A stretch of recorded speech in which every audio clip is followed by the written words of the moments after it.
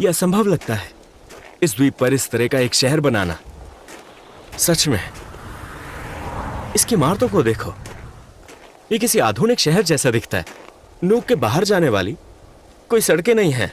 आप कार से यात्रा नहीं कर सकते, आपको एक हेलीकॉप्टर की जरूरत होती है। यहाँ ट्रैफिक कितना कम है। यहाँ सिर्फ 6500 सामान्य कारें हैं इस कार की तरह, इसलिए ट्रैफिक बहुत सीमित है। पूरे द्वीप में केवल 3 ट्रैफिक लाइटें हैं। शहरों के बीच कोई कनेक्टिंग रोड्स नहीं है।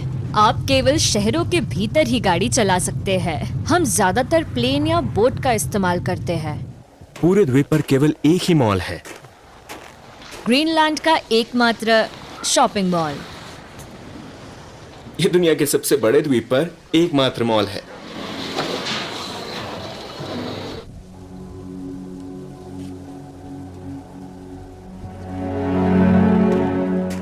ग्रीनलैंड को देखो, यहाँ आप अतीत और वर्तमान देख सकते हैं।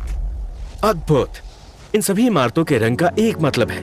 पीला एक अस्पताल है, लाल एक स्कूल है, हरा प्रत्येक इमारत के रंग का एक अर्थ होता है। हाँ, नॉर्वे, डेनमार्क और स्वीडन एक राज्य थे, लेकिन जब हम इसके बारे में बात करते हैं, हम बस इतना कहते हैं कि हम हमेशा से डेनमार्क के अधीन एक उपनिवेश थे। 1953 में हमें अपनी सरकार मिली।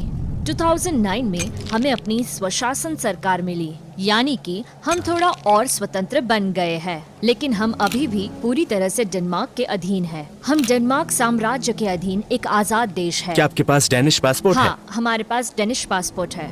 इस पर EU लिखा है, लेकिन ये EU का हिस्सा नहीं है। बिल्कुल, हम एक ग्रे जोन में है, क्योंकि हम यूरोपियन संघ नहीं है और हम यूरोपियन संघ का हिस्सा नहीं है। लेकिन डेनमार्क यूरोपियन संघ है और हम डेनमार्क के अधीन हैं, और ये अभी भी डेनमार्क है। तो ये एक तो तरह आप यूरोपियन नहीं है। मैं यूरोपियन नहीं हूँ, मैं एक इनुइट हूँ। तो इनुइट अलास्का से कनाडा तक आए और फिर ग्रीनलैंड पहुंचे। पहला इनुइट 4500 साल पहले ग्रीनलैंड आए थे। सबसे उत्तरी भाग में ग्रीनलैंड और कनाडा के बीच की दूरी सिर्फ 36 किलोमीटर है।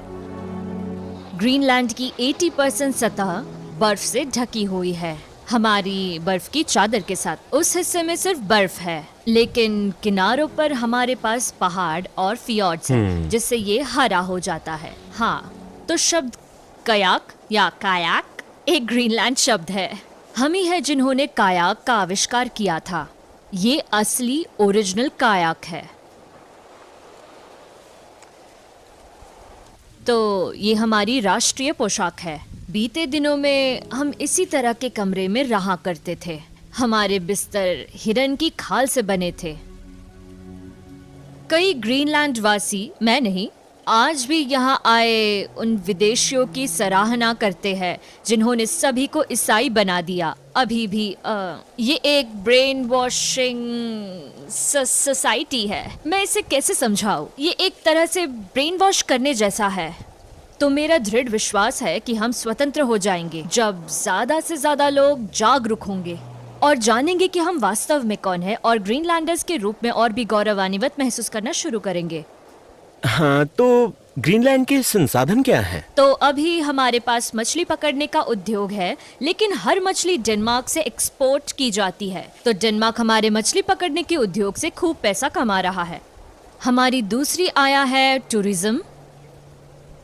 तो यहाँ पर डेनमार्क से सारे इंपोर्ट्स आते हैं, सारे किराने का सामान, सारा खाना, हमें जो भी चीज मिलती है वो सारी डेनमार्क से आती है। तो हाँ, बेशक इस भीषण ठंड में जीवित रहने के लिए यहाँ के लोग वो सील और व्हेल खाते हैं। वो सभी मछुआरे हैं। ये वो चीजें हैं जो वो यहाँ खाते हैं: सील, ध्रुवीय भालू, व्हेल।